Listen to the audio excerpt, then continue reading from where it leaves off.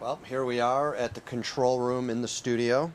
We have Neil Kernan and Justin Leah working away hard here on the Wretched Spawn.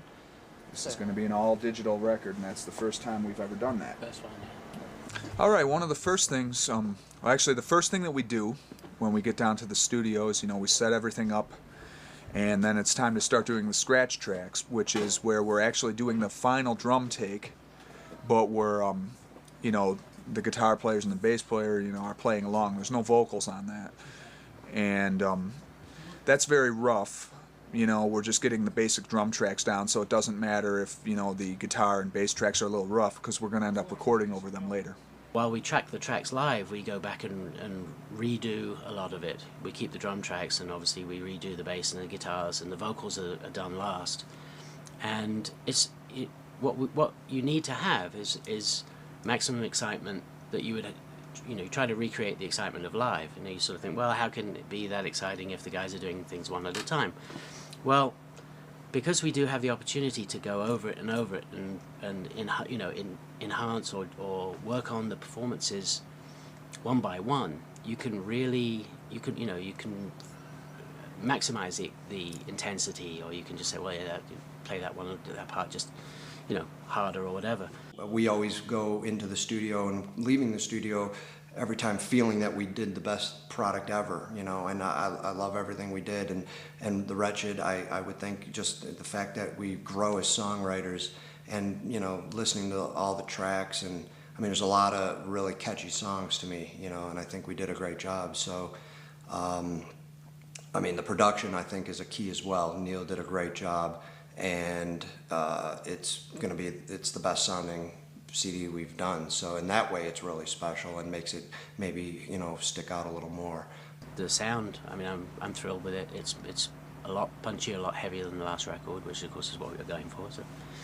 It's a good thing that we have it in us, when we've been doing it this long, and we have great songwriters in the band, and Jack, Alex, and Pat. The ideas are always there, so when we're ready to do the next one, I am totally confident that, we'll come up with some great material and do another great CD. It's always nice to think, well, hey, we've got a couple of songs here that are really catchy, just naturally catchy. Songwriters usually, they get better at writing songs, as time goes on, rather than, I'm getting better at what I do, and this song's really catchy and people really like this one. That naturally happens. Alex writes, for example, a lot of very hooky parts, and I think he's writing more and more hooky stuff, but without realizing it, he's just writing what he feels, and it's all a sensibility. I think all songwriters, if they do their homework, are going to go, well, this is what I used to write, this is what I'm writing now. It seems to be getting better. We just love playing death metal, and luckily there was enough people out in the world to be able to, to want to hear our band, and to let us come on tour and see, play in front of these people, and they buy our merch and buy the CDs, and that's obviously what's making us go in that sense, where we don't have to work jobs. This is our job, and it's delivering the death metal. So. So I think, our love of the music and the fans are what really have kept us around, of course. I'm happy to be out there because all the people that we've talked to, they're fans of our band, which of course we're very happy of that, but they're fans of the same music that we all love, that we have such a passion for. I think that translates to our fans. They know that we're a band that they're always going to be able to count on to do our best to make a brutal album. For them, for ourselves, for death metal in general. This music is everything to me.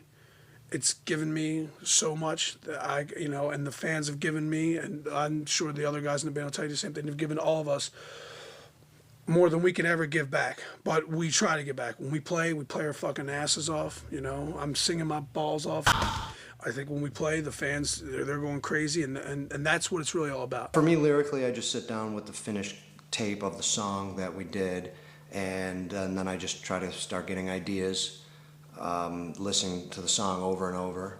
And of course, if we already know what we're going to call the song, then I just starting to write around that. And that's usually what ends up happening, because we feel, of course, the titles are a very important part of Cannibal Corpse. So we usually end up coming with a title first before we start writing. Not all the time. I know for my songs I do it that way. I think a few of the other songs like Jack wrote and Alex, I think they might have had more of an idea what they wanted to write about, and the song title came from that. The music is intense and the lyrics should be intense. I've said this in every interview I've done. We're not going to sing about fucking flowers and blue skies and skipping through the grass with our women, you know, or our girlfriends or wives. We're not going to sing about that. It's never going to happen. We really want the music and the lyrics to be one, you know, cohesive musical and artistic structure. You know, we don't want them to not mesh. You know, it only makes sense. I used to just fucking sing whatever I was listening to. And that's how I started getting into singing.